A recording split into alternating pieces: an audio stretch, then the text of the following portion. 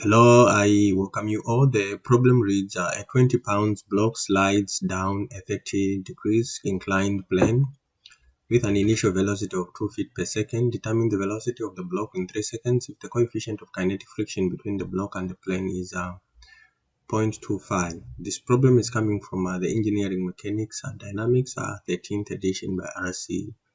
Benam.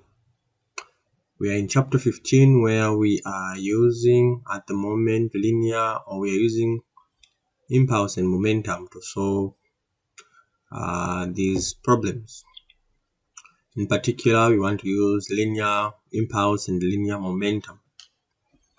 But instead of just using one method, we intend to use three methods.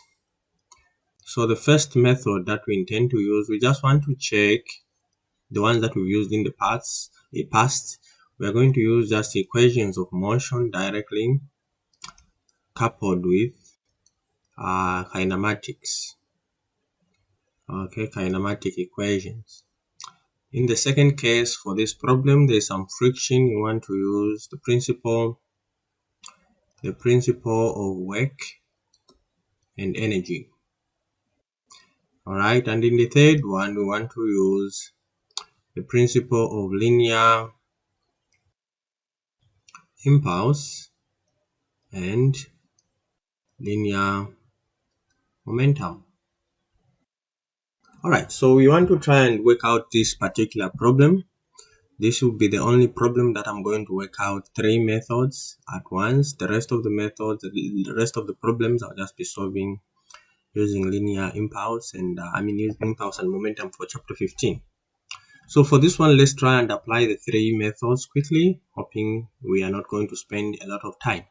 So we've done these methods already. Chapter 15, we are on this one, but we just want to compare to see which of these three methods is much faster. Okay, so let's draw the free body diagram. So what do we have? We have a box, so let's draw this box. Let's say our box is like so. Okay, something like that. Something like so. Okay, so let's say that is our box. And then we have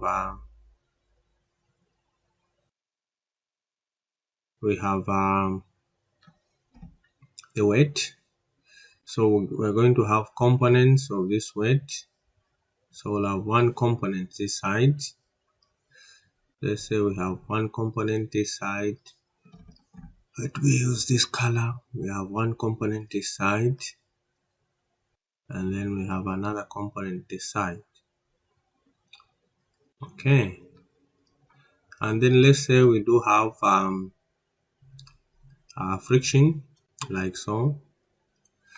And then we have normal force like so. Okay, what else? And then we have the angle we've been told is like so. Great. Okay, there we go. All right, so there we go. So this is the angle here, and this we've been told is 30 degrees. So if that is 30 there, if we were to draw this like so, if we were to extend this, this also becomes a 30. This is a 60. This is here is a 30. Okay, there we go. So this one here is a 30 as well.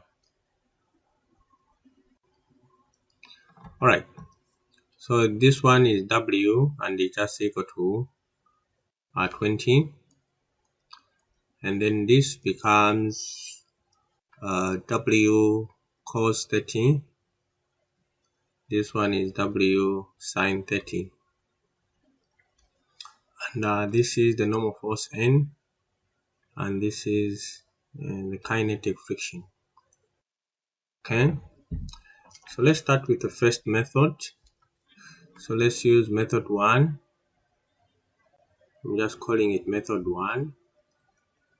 Okay, and this method we are using the equations of motion, okay, plus kinematics.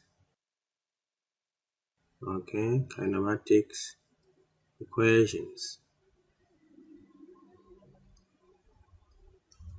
All right. There we go. So now what do we do here? The question is to determine the velocity in time equal to 3 seconds, and it has some initial velocity 2 there, right? So we have v naught equal to 2. What about we have time equal to 3 seconds? What else? We have mu s equal to 0.25. Okay, right, so let's find out what this n is. So say summation of forces. This is our coordinate that we are using.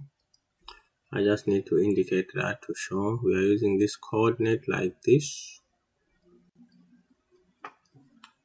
Okay, it's not, I didn't draw it well, sorry.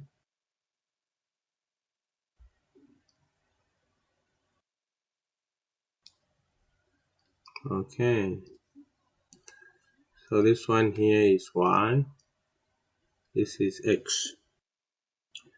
All right, so we are saying summation of forces in the y is just going to be equal to may, but we know that ay is just equal to 0. Therefore, summation of forces in that direction, we have n minus w cos 30 equal to 0, and therefore our n is just equal to w cos 30. Okay, know that the acceleration is constant here. We need the acceleration so that we can use it later on to calculate the final velocity. So we can apply summation of forces in the x like so. This is equal to max. This is what we are looking for, and then this is just equal to f.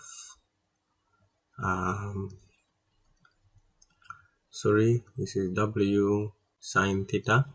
Let me just write it down here. This is w sine theta, right, minus fk. This is equal to max. All right, so we know that w is just equal to 20, and our fk is just equal to mu k n, which is just equal to 0.25 by w. Our n, we calculated n is just equal to w cos theta. Okay, so therefore our fk is just equal to 0.25 by w, which is just a 20 in cos theta.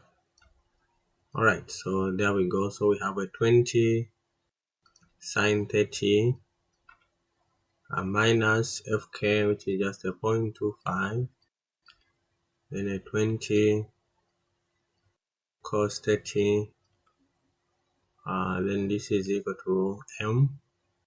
It's just a 20 divided by the acceleration due to gravity in pounds per feet in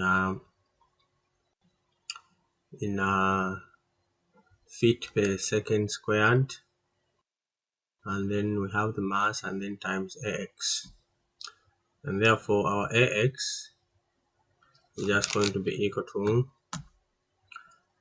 20 sine 30 minus 0.25 by 20 by cos 30, and then we have divided by 20 divided by 32.2. Okay, so this gives us a 9.13 okay, feet per second square. Right, let me check it through. So this is a 10 minus 0.25, which is just a 5, cos 13. And then yes, we can multiply by 32 point that divided by 29.128. Alright, so once we have this, then we can find the final velocity. So one of the equations we can use is just v equal to v naught plus at. Okay, at, and we know that our v naught here is 2. Our AC is just equal to AX and is equal to 9.13, and our T is equal to 3. Okay, so our V will just be equal to 2 plus AC, which is just 9.13 times 3, and therefore our V will just be equal to, that's 9.13 by 3 plus 2. So this gives us a 29.39 meters per, feet per second, right? So it's a 9.13 by 3 plus 2. Great. So we are done with the first method. Let's employ the second method. In the second method, we are using, so we are calling this method 2. This method we are using the principle of work and energy. Okay, so we know that here the work done is equal to the change in the kinetic energy. So you know that work done is equal to the change of the kinetic energy, right? So therefore we can write this as the initial kinetic energy plus the summation of the work done from point 1 to 2 is equal to the final kinetic energy. So this T is just equal to half mv2 squared, mv squared, and then u is just equal to the force times the displacement. So here we have work due to the weight as well as friction, and what else? We need D. Okay, so let's find D, which is S. So D here is just equal to S, right? And this is just going to be equal to, so we need to find D. Is equal to this plus V, this plus half AC squared. But for initial velocity we do have AC, which is the constant acceleration. We need it also there, but we calculated this already in the, so we are just going to borrow this from here. So the AC we calculated already is equal to 9.13 feet per second squared. Okay, so what else? And we do have our S naught here just equal to 0, and our V naught is just equal to 2, and our t is equal to 3. Therefore, d is just going to be equal to 2 times 3 plus half 9.13 and then 3 squared, right? So this is the distance that this particular block is going to cover, 2 by 3 plus 0.5 by 9.13 by 3 squared. So I'll just write the whole lot of it, 47.085 feet. We need this, okay? So once we have this, then we can write this using this equation. We can write this. So we'll say half mv1 squared plus fd equals to half mv2 squared. Our force here is equal to w sine theta, the summation of forces, okay, minus fk, okay, and therefore this is just going to be equal to 20 sine 30 minus fk. We calculated fk somewhere, there it is. So this just becomes a 0.25 by 20 cos 30. Therefore, plugging everything in our equation, we'll have half our m is just equal to 20 divided by 32.2. Okay, then v1 is a 2.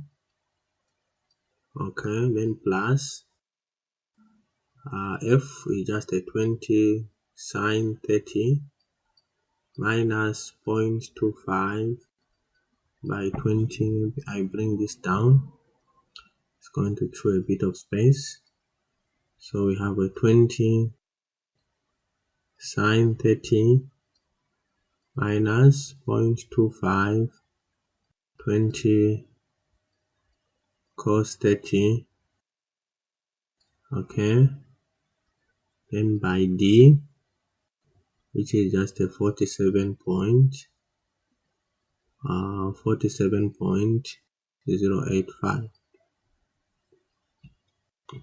Then this is equal to half, again 20 divided by 32, which is the mass, then times v2 squared. Alright, so our v2 is just equal to v equal to, let's calculate, we have a 10 minus 5 cos 30 times 47.085, okay, plus 0.5 by 20 divided by 32.2 times 2 squared, okay, then everything divided by 0.5 by 20, 32.2, alright, and square root of that. So this gives us a 29.39 feet per second. Alright, so we are done with the second method. Therefore, the second method, let's go to the third method.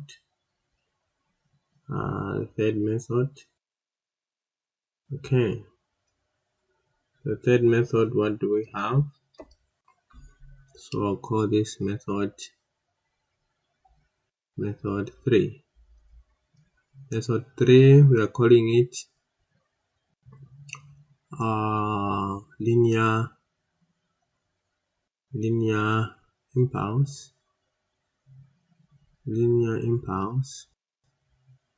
and linear momentum.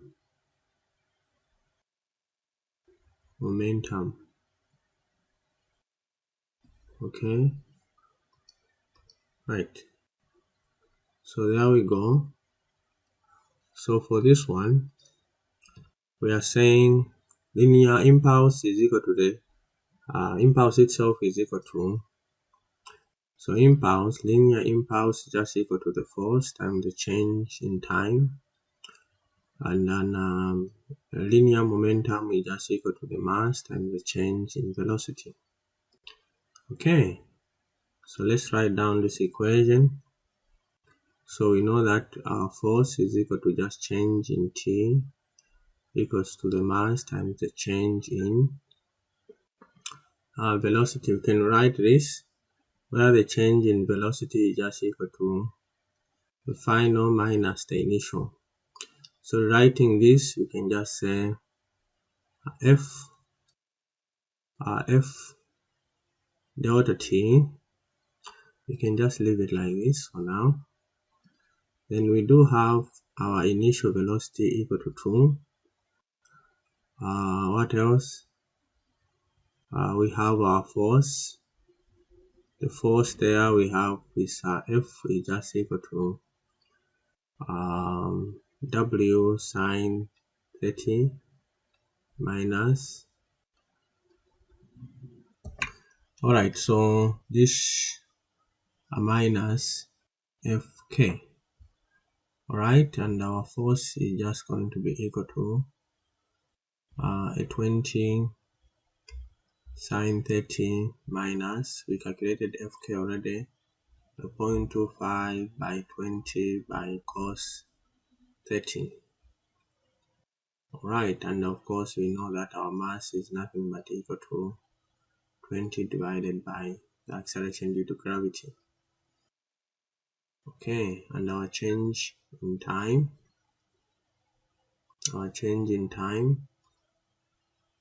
is just equal to 3. So plugging everything in our equation, we have 20 sine 30 minus 0.25 by 20 cos 30, and this we are multiplying by the change in time, which is 3. This is equal to the mass, which is 20 divided by 32.2, then times change in velocity, which is just equal to v final minus 2. Therefore, making our v final subject to the formula, this is just going to be equal to, let's grab our calculator. This is 20 just a 10 minus 5 cos 30, okay, times 3, and then we divide that by 20 divided by 32.2, okay, then a 2 later on plus a 2. Right, so this gives us a 29.39 feet per second. Right, so you are able to judge which of the 3 methods is a little bit shorter, but we can all arrive at the same solution. Okay, so I hope this particular video was helpful. And